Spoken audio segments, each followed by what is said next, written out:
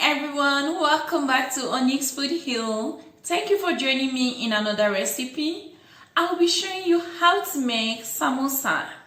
So in this bowl I've got 2 cups of all-purpose flour. To it I'm going to add in a 1/4 teaspoon of salt, 1/2 teaspoon of nutmeg for flavor.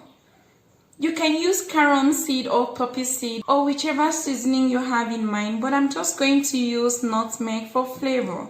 You can skip this totally, you don't have to use it. Next, we are going to add in a 1/4 cup of melted ghee. You can use vegetable oil or any oil you have in mind. Use your clean hands to mix the flour until it comes together.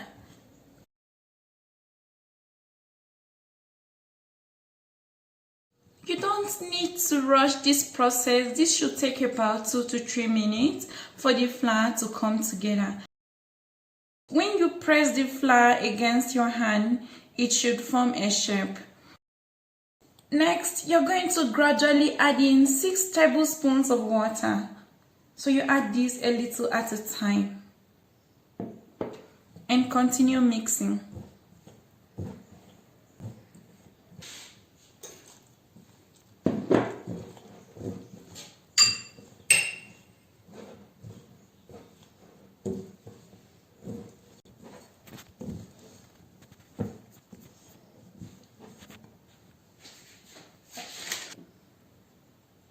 If after adding the 6 tablespoons of water and the dough is still very dry, you can sprinkle more tablespoons of water.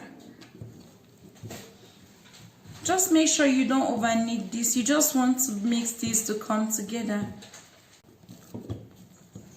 Once you have a firm dough just like so, you don't need to over knead this. You can just stop and roll it into a smooth ball. Now we're going to cover the dough with a plastic wrap and leave it to rest for 40 minutes. So while the dough is resting, it's time to make the filling for the samosa. Place a medium-sized pan on the stove top. Add 3 tablespoons of vegetable oil or ghee.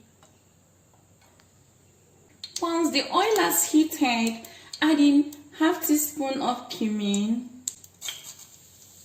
and 1/2 teaspoon of fennel seeds. Let this sizzle on low heat for 5 seconds. Next, go in with 1/2 cup of chopped onion. Saute the onion on medium heat and cook for just 2 minutes. After that, go in with 1 teaspoon of grated ginger and 3 minced garlic cloves.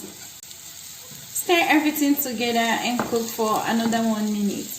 And once the onion, garlic and ginger are fragrant, go in with 500 grams of ground beef.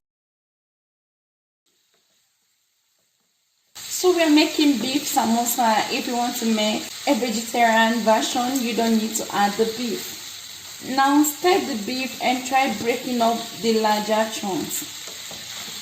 So once you have broken up the chunky pieces of the beef, you can then throw in 1.5 cup of finely chopped potatoes. So I used 2 large potatoes here. Stir this together to combine with the beef. Just because you don't want to end up with a very bland samosa filling, you can go ahead and season this with 1 bouillon cube. That will add a nice taste to the filling. A 1/4 teaspoon of ground cumin, 1 teaspoon of coriander powder, 1 teaspoon of garam masala, 1/2 teaspoon of salt, a 1/4 teaspoon of red chili pepper, and 1 chopped green chili. Stir this to combine nicely. You can go ahead and add in 1/2 cup of water. You want the beef and the potato to cook and become very soft. Place a lid over and bring this to a boil for 15 minutes. So after 15 minutes of cooking the beef, you can test to see if the potatoes are cooked. And once they are soft enough, you can bring in 1 cup of frozen peas. Stir this together to combine. Cover and cook for another 5 minutes until the liquid evaporates and the peas are soft. After cooking this for the next 5 minutes, you can notice the liquid in it has dried up. Okay, you don't need any liquid in this. So next, just go in with 2 tablespoons of chopped celery. Turn up the heat and stir this to combine. And our samosa filling is ready. You can leave this to cool down a little bit while you go over to the dough. You can get back to the dough, take it out of the bowl and place on a flat surface. Knead the dough again a few times. Cut this into 6 pieces.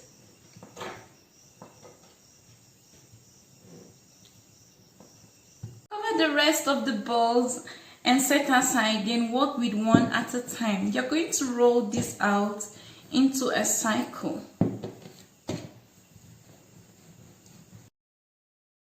So once you have rolled it out into a cycle, you can shade the cycle into 2.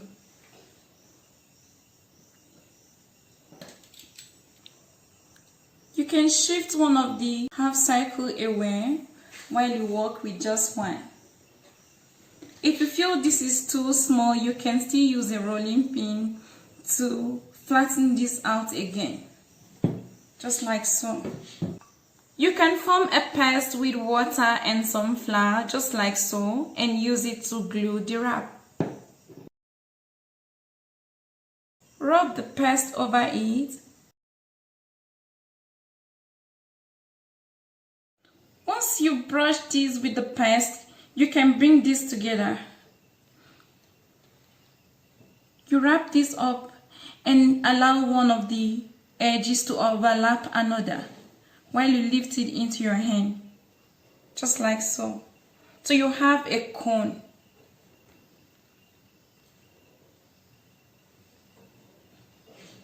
You can pinch the pointed tip together so that the filling doesn't leak out.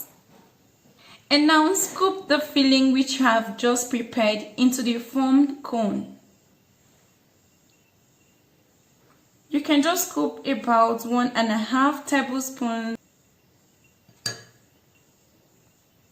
And once you have scooped in your filling, you can rub the paste again. Bring this over to the other side and close.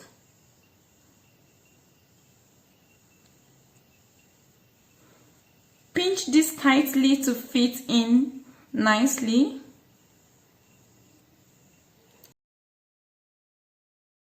And this is what it looks like. We have successfully wrapped our samosa. Place this in a dish and set aside.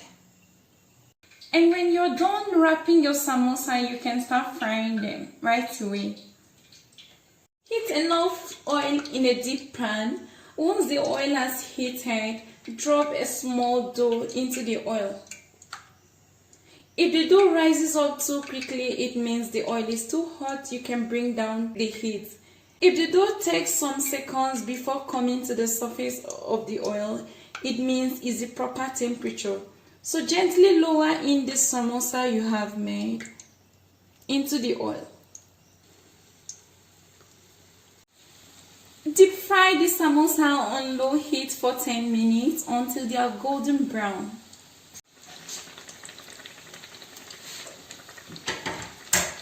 And after 10 minutes of frying your samosa, you can increase the heat to medium and fry these until they are a little bit brown and crispy.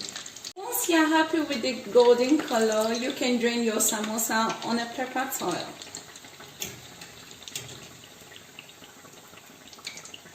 After that, you can reduce the heat again and add in the second batch. You don't need the temperature of the oil to be too hot, otherwise your samosa is going to end up with some pockets. So our samosa are properly fried and they are ready. This samosa is so crispy and flaky, and they're really filled with savory ingredients. They are also so delicious. I hope you try them out. Let me show you how flaky and crispy this is. You can see that. It smells good and tastes so good as well. I can't wait to consume this right away. If you like this recipe, do remember to give me a thumbs up. You can share it with your friends. And let me know what you think about this easy, delicious samosa recipe in the comment section below. Please remember to subscribe to Onyx Food Hill. If you have not subscribed already, you can click on the bell button so you'll be notified whenever new videos are uploaded. Thank you for watching, guys. I really appreciate it a lot. Until next time, stay tuned. Bye.